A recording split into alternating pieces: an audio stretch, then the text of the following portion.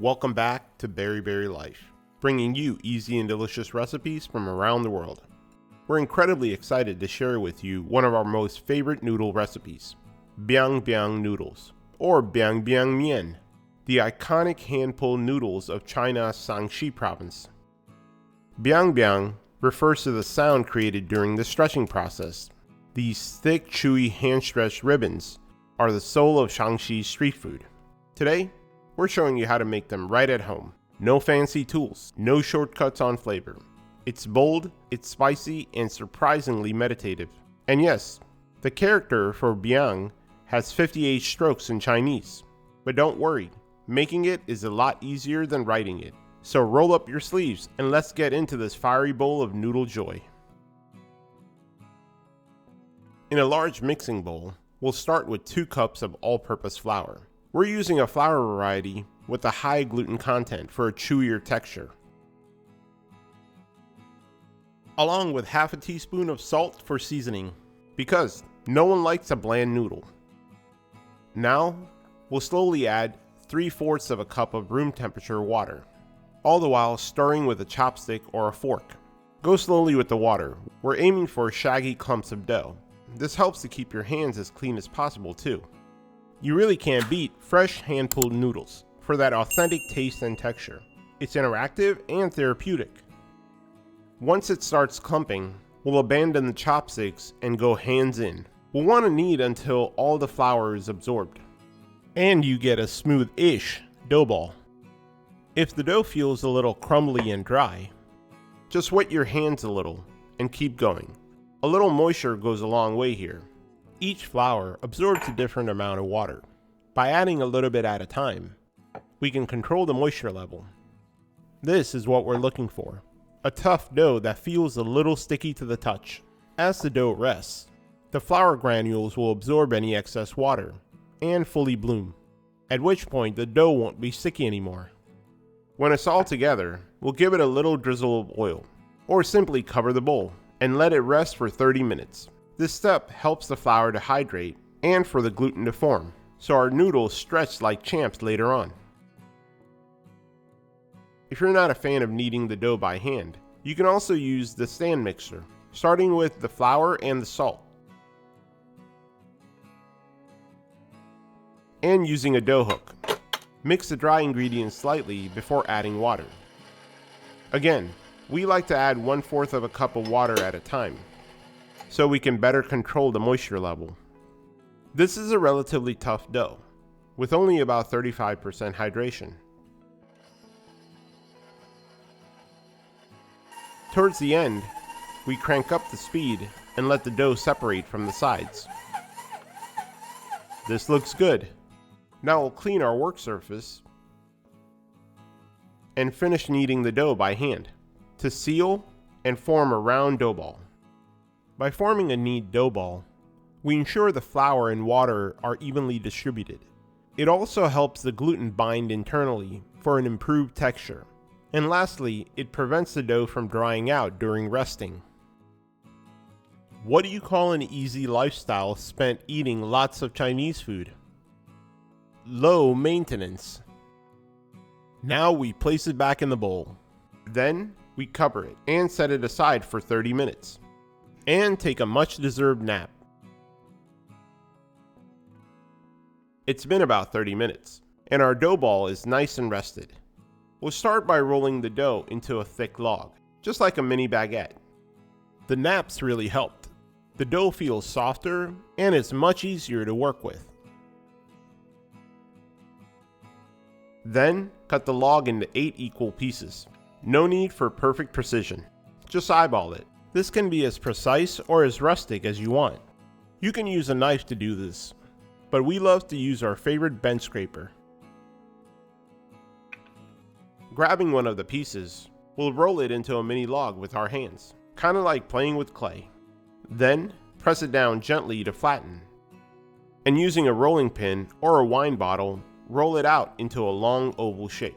Don't worry too much about the thinness. We're not going for thin pasta. We just want to stretch the dough and relax it. Historically, these noodles were a staple for workers in Xi'an, who needed a quick and filling meal. The name Biang is onomatopoeic, mimicking the sound of the dough being slapped against the surface during preparation. Once it's rolled out, we'll place it on a plate and brush it with a bit of neutral flavored oil. We're using avocado oil here, but any light oil works. The character for Biang is one of the most complex in Chinese, with 58 strokes in its traditional form. Culturally, Biang Biang Noodles are deeply tied to Shaanxi cuisine, and are considered one of the 8 curiosities of the region. They're often served at festivities and celebrations, symbolizing hospitality and abundance. The dish gained popularity across China, partly due to the social media interest in the unique character used to write Biang. In Xi'an, the noodles are typically wider and served with a spicy sauce, reflecting the region's bold flavors. Now cover it and let it rest for another 30 minutes. This makes them super elastic and ready for that signature Biang Biang stretch. Now, for the fun and slightly dramatic part, stretching the noodles. We'll grab one of the rested dough pieces. By now, it should be soft, springy, and easy to work with. We'll place it on the surface, take a chopstick, and place it in the middle lengthwise, then gently press to create an indentation. You'll see why in a minute. Then, we gently pick it up with both hands. Here's the fun part. Lift it up and slap it on the counter. Stretch, lift, and slap again. Every time you stretch and slap, the dough gets longer and thinner, until you got one seriously impressive noodle, about 3 feet long. And if there's any sections that are a little thicker, just stretch it out by hand. If the dough resists, just give it a second to relax. Then, we tear the noodle right down the middle lengthwise, where we've created that indentation where it's thinned out, but not all the way through, to give it that signature Biang Biang flair.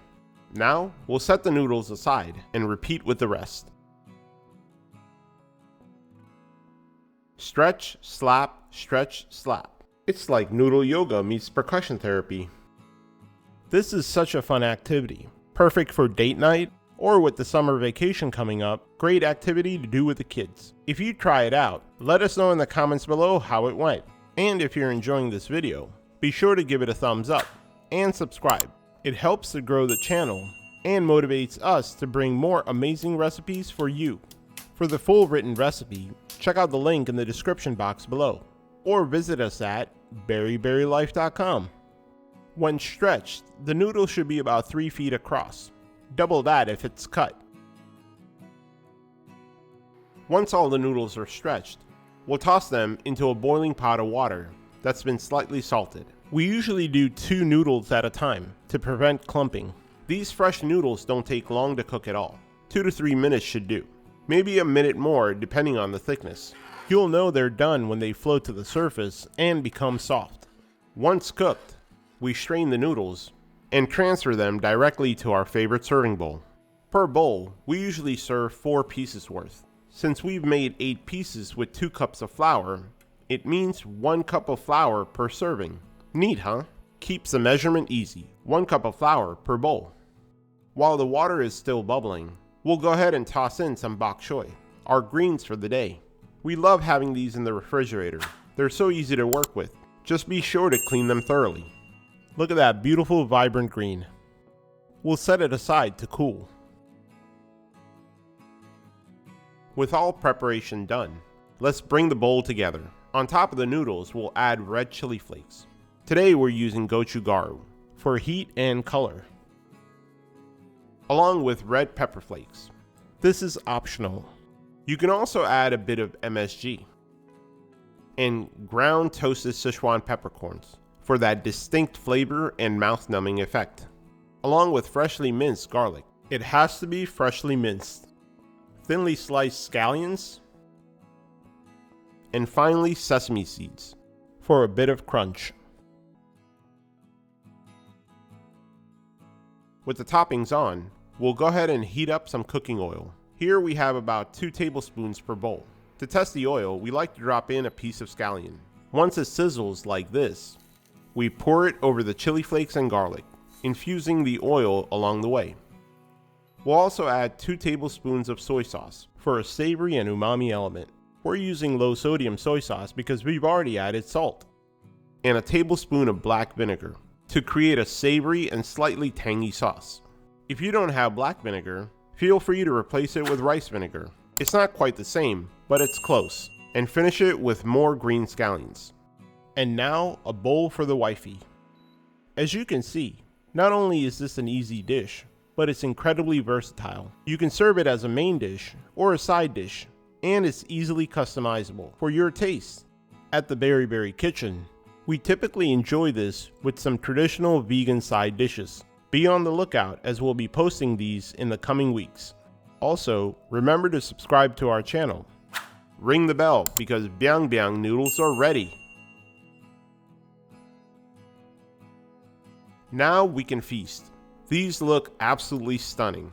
Before digging in, it's best to gently stir the noodles to make sure every inch is perfectly coated with that delicious sauce. At this point, while recording and taking pictures, my wife joked, "I'm going to drown in my own drool. Can you hurry it up? I can't wait." These are her absolute favorite noodles. The fragrance of fresh garlic and pepper is irresistible. There you have it, Biang Biang Noodles, or Biang Biang Mian, a delicious and satisfyingly chewy taste of Shaanxi China in the comfort of your own kitchen. Thank you for watching. Enjoy!